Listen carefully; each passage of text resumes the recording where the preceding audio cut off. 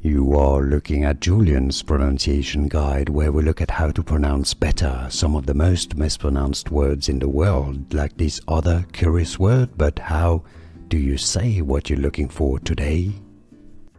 Let's learn once and for all how to pronounce this word, originally from French. Now, without the accents, it's kind of difficult to say how to pronounce it, but I've got a few clues. Now, if you're looking at how to say this term, this one, from ballet dancing, which I believe you're probably here for that, it's pronounced éleve. Éleve, the acute accents makes it élevé, an E sound, okay, meaning elevated, élevé. Now, there are different words like this. Eleve is a different pronunciation. You can see that the accents are different. Eleve is a school student, élève.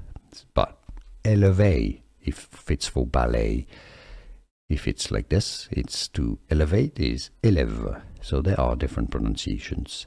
Éleve is probably what you were here for. Were you here for ballet? Let me know in the comments. Here are more videos on how to pronounce more confusing words and names too many mispronounced. Like this video if you found it useful. I appreciate your support. I'll see you soon and thanks for watching.